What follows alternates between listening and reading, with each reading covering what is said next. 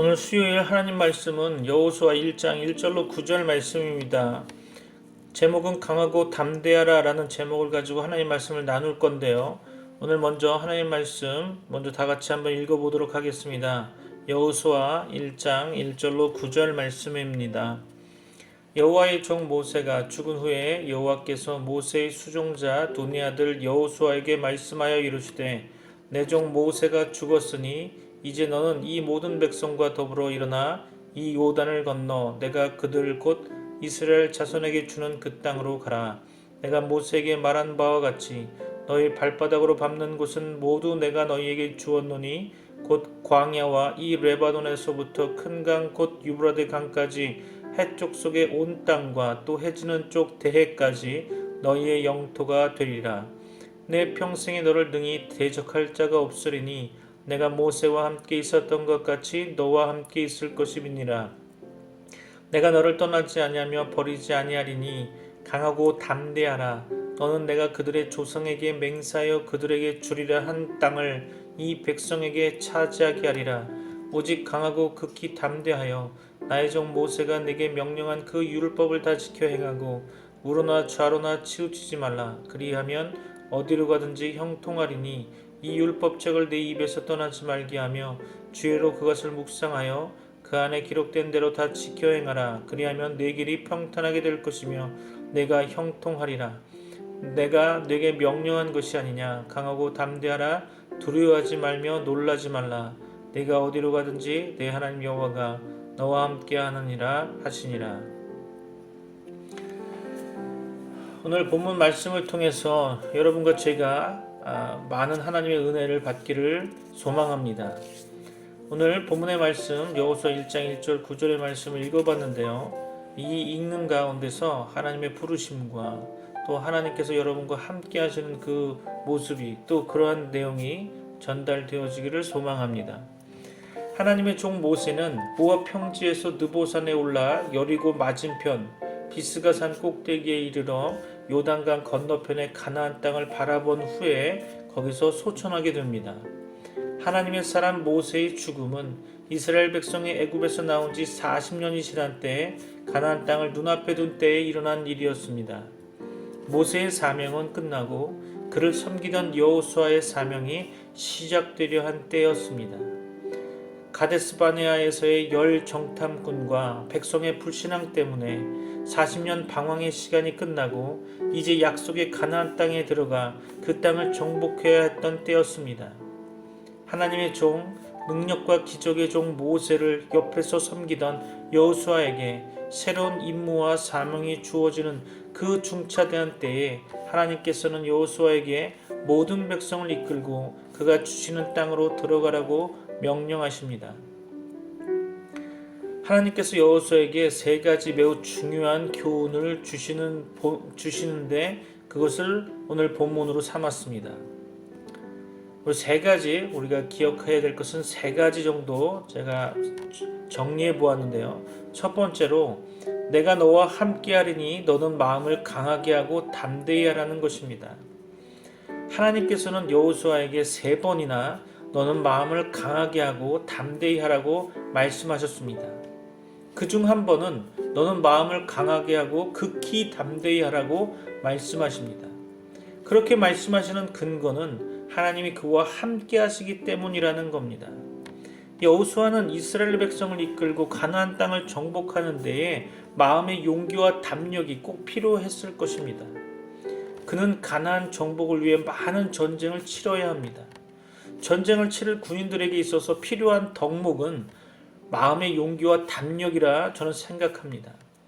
군인들이 용기와 담력이 없다면 전쟁에서 이미 진 것과 다를 바 없을 것입니다.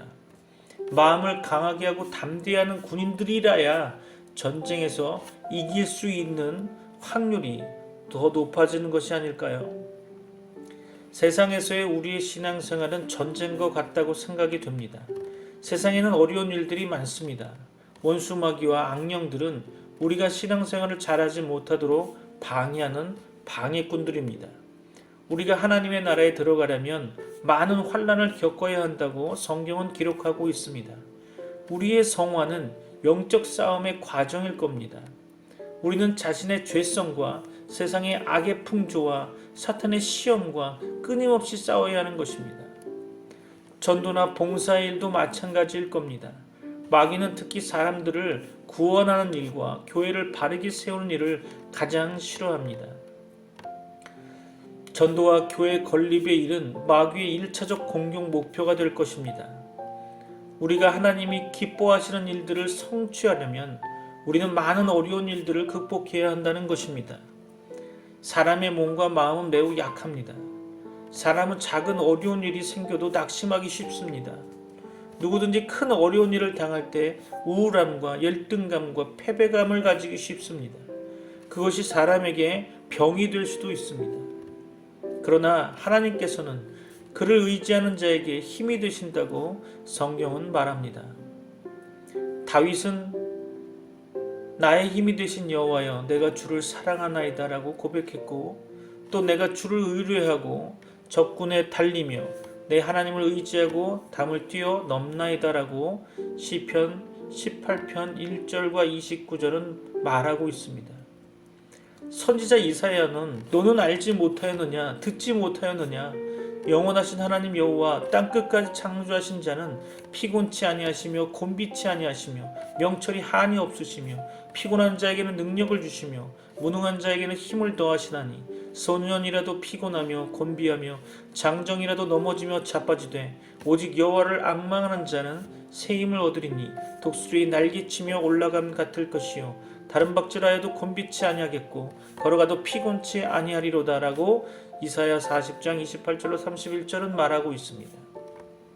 사도 바울도 고린도 교회 성도들에게 믿음에 굳게 서서 남자답게 강건하라고 고린도전서 16장 13절에서 교훈했고, 또 에베소 교인들에게도 너희가 주 안에서와 그 힘의 능력을 강건하여지라고 에베소 6장 10절에 교훈하였던 적이 있었습니다. 하나님께서 여호수아에게 주신 말씀 내용 중에 두 번째는 모세의 율법을 주야로 묵상하며 그 모든 말씀을 그대로 지키고 좌우로 치우치지 말라는 것입니다. 이 내용은 가나안 정복에 있어서 승리하는 길이 군사력이나 지도자의 능력이나 지도력이 있지 않고 오직 하나님께 있다는 것을 보이신 것이라고 설명할 수 있을 것입니다. 그러므로 하나님의 말씀을 주야로 묵상하고 그 말씀대로 행하는 것이야말로 승리의 가장 중요한 방법일 것입니다. 이스라엘 나라의 역사에서 기근과 전염병과 전쟁 패배는 하나님의 말씀에 마음을 두지 않고 주위의 이방 사람들의 종교와 문화와 생활 방식에 눈길을 돌리며 그것을 모방하는 데서 기인했다고 생각합니다.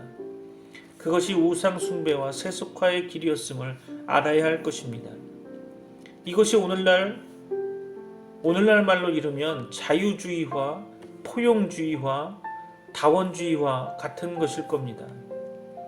하나님의 백성이 하나님께 마음을 두지 않고 하나님의 말씀이 성경대로 행하지 않는 것이 타락의 시작입니다. 이것이 망하는 길입니다. 이것은 성도들이 가서는 안 될 길인 것입니다. 우리는 우리의 신앙생활에서도 전도와 봉사의 일에서도 하나님 중심, 말씀 중심, 믿음 중심, 순종 중심, 의의 중심으로 해야 할 것입니다. 하나님의 말씀 듣기를 거절하고 그것을 저버리는 것은 하나님을 저버리는 것이요 그것이 불신앙과 불순종과 죄이며 실패의 길인 것입니다.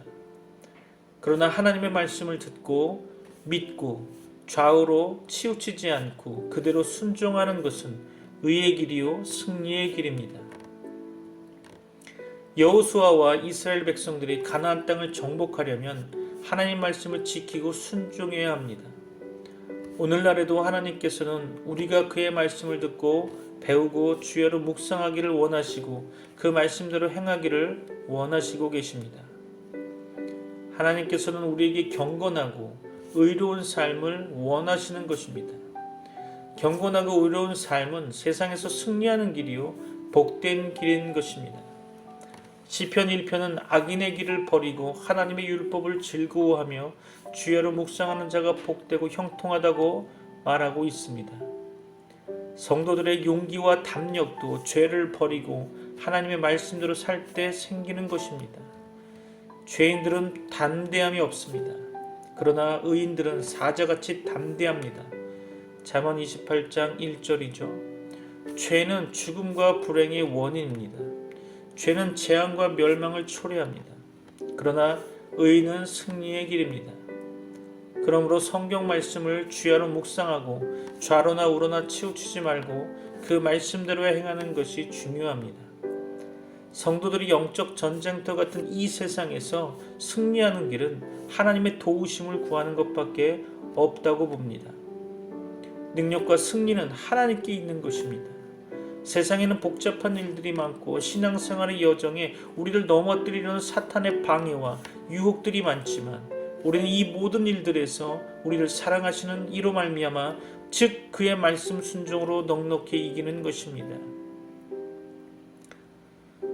하나님께서 여호수아에게 주신 말씀의 세 번째 내용은 두 가지를 지키면 하나님께서 그에게 형통함을 주시겠다는 것입니다. 우리가 경건하고 의롭게 살면 이 세상에서의 신앙생활과 봉사의 생활에서 승리하고 평안을 누린다는 것이 성경에 게시된 하나님의 진리의 말씀입니다. 그것은 매우 단순한 진리같이 보입니다. 그러나 그것이 하나님의 뜻이며 하나님의 약속입니다. 이것은 레위기 26장과 신명기 28장의 모세 율법에서 밝히 증거된 바 있습니다. 잠언도 말하기를